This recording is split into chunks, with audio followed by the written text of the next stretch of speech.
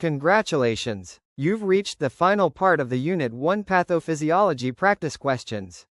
If you found this content helpful, please like and subscribe so we can create more videos like this. Let's go! Which condition, often seen in patients with chronic obstructive pulmonary disease, COPD, results from an accumulation of carbon dioxide in the blood, leading to a decrease in blood pH? A. Respiratory acidosis. B. Respiratory alkalosis. C. Metabolic acidosis. D. Metabolic alkalosis. 5 seconds.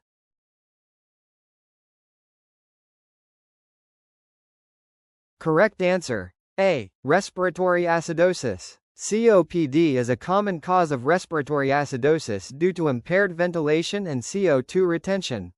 So, let's solve this in a practical way. It says pulmonary disease, which means it's related to the lungs, so this is a respiratory. The acid-base imbalance is already given. There's accumulation of carbon dioxide and a decrease in pH.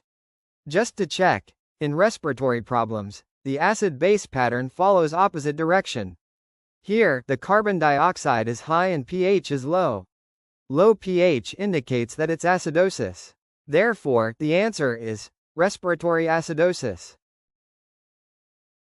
Okay, let's see the next question. Which term refers to the deep, rapid breathing pattern that is a compensatory response to metabolic acidosis? A. Hyperventilation. B. Tachypnea. C. Small respiration. D. Apnea. 5 seconds. Correct answer. C. Small respiration. Small respiration is a deep, labored breathing pattern seen in conditions like metabolic acidosis, where the body compensates for the increased acid load by exhaling more CO2. Next, which condition, commonly associated with anxiety or high altitudes, is characterized by rapid breathing that causes an excessive loss of carbon dioxide and a rise in blood pH? A. Respiratory acidosis. B. Respiratory alkalosis. C. Metabolic acidosis. D. Metabolic alkalosis. 5 seconds. Correct answer. B. Respiratory alkalosis. Respiratory alkalosis occurs when rapid breathing, hyperventilation, causes excessive loss of CO2, which increases the pH of the blood. Anxiety and high altitudes are common triggers for this condition. For this question, I'll just show the slide and then, you can try to interpret it on your own. If you have any questions, please put them in the chat box, and I'll reply.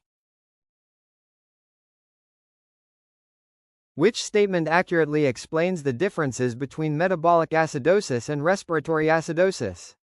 A. Metabolic acidosis is caused by a reduction in bicarbonate, whereas respiratory acidosis results from hypoventilation.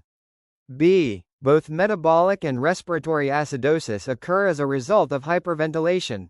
C. Both metabolic and respiratory acidosis occur when bicarbonate levels increase. D. Metabolic acidosis results from a decrease in carbonic acid levels, while respiratory acidosis is due to a decrease in carbon dioxide. 5 seconds.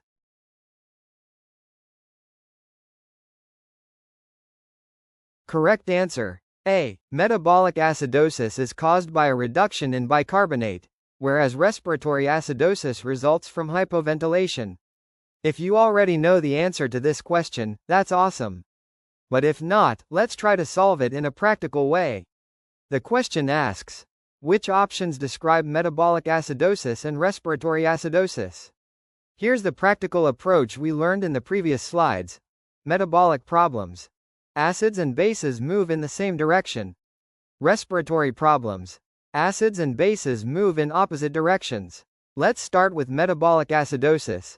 Acidosis means low pH. Since metabolic follow the same direction, both bicarbonate and pH will be low. And yes, the answer matches. Metabolic acidosis is caused by low bicarbonate. Now for respiratory acidosis. Again, acidosis means low pH. In respiratory problems, acids and bases go in opposite directions. So bicarbonate may rise a little as compensation, but the key is carbon dioxide. It will be high, because this is a respiratory problem. Hypoventilation means breathing too slowly. Carbon dioxide isn't expelled efficiently, so it builds up in the blood. Therefore, there is high carbon dioxide when there's hypoventilation. Checking the answer. Respiratory acidosis results from hypoventilation. That's high carbon dioxide and low pH, which is exactly what we expect based from our practical approach.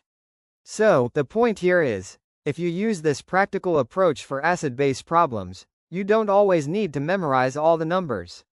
You can reason it out logically, which makes these questions much easier.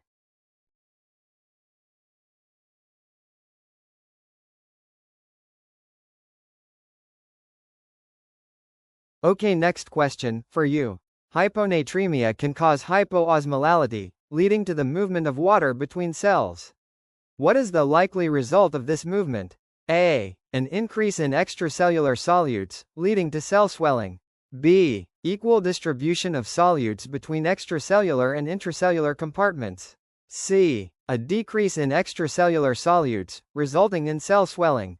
D. A decrease in intracellular solutes, causing cell swelling.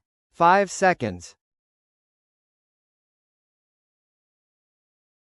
Correct answer. C. A decrease in extracellular solutes, resulting in cell swelling. Hyponatremia, low sodium levels, leads to hypoosmolality, low osmolarity, which causes water to move into cells. This movement of water can cause cell swelling, which may lead to complications like cerebral edema. Congratulations, your Unit 1 Pathophysiology practice questions is now complete. Great job! Up next, Unit 2, Infection, Immunity, Stress and Disease.